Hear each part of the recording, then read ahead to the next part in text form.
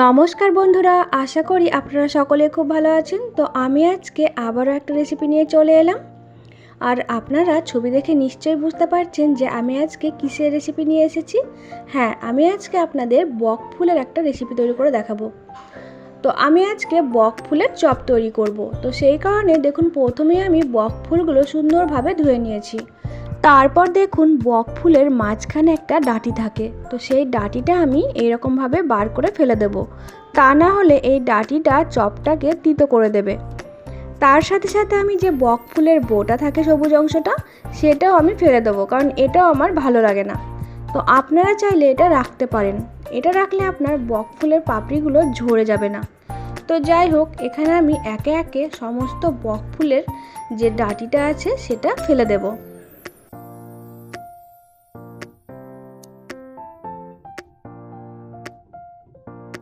তো দেখুন, এখানে আমার সমস্ত ফুলগুলো সুন্দরভাবে বাছা হয়ে গেছে।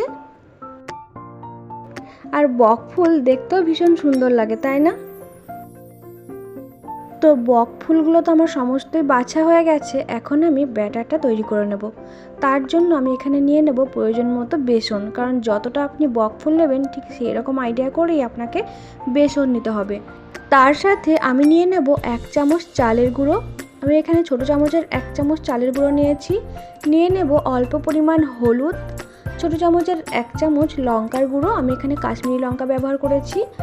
আর নেব ছোটো চামচের 1/2 চামচ কালো জিরে। তার সাথে আমি নেব খুব সামান্য পরিমাণ খাবার সোডা। আর নিয়ে নেব প্রয়োজন মতো লবণ। তো সমস্ত কিছু নিয়ে আমি খুব ভালোভাবে এটা মিশিয়ে নেব। তারপরে আমি এর মধ্যে প্রয়োজন মতো জল দিয়ে এটা মেখে নেব।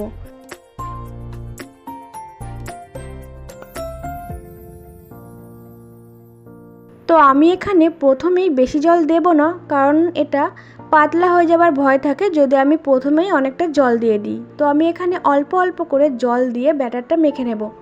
আর হ্যাঁ, আমি এখানে অল্প পরিমাণ কাঁচা লঙ্কা কুচো ব্যবহার করেছি। তো সমস্ত কিছু উপকরণ দিয়ে ব্যাটারটা আমি খুব ভালোভাবে মেখে নেব।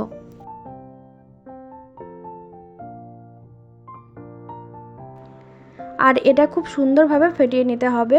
তো আপনি যত সুন্দরভাবে ফাটাবেন তো এটা সুন্দরভাবে ফুলে উঠবে।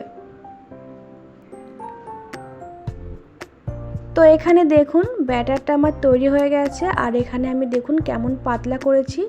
ঠিক এতটাই পাতলা করতে হবে, আবার খুব গাঢ় করলেও হবে না, খুব পাতলা করলেও হবে না।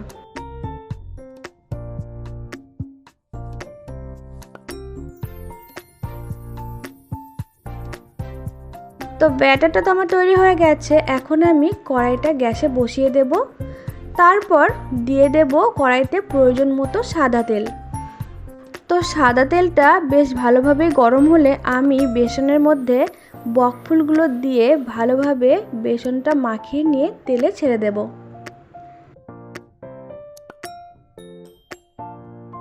তো দেখুন, ঠিক এরকমভাবে আমি বক ফুলগুলো ব্যাটারে মাখিয়ে এরকম তেলে ছাড়ছি।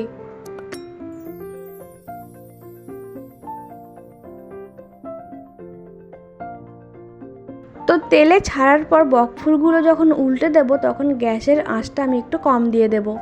তাহলে ভাজাটা বেশ মুচমুচে হবে আর ভেতরটাও খুব সুন্দরভাবে ভাজা হবে।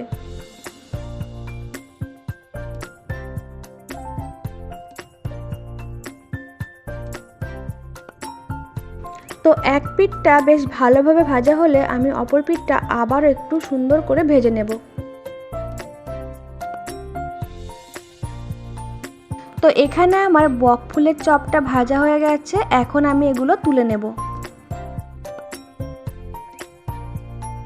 তো দেখুন, এখানে চপটা দেখতে কত সুন্দর হয়েছে আর এটা খেতেও বেশ মুচমুচে হয়।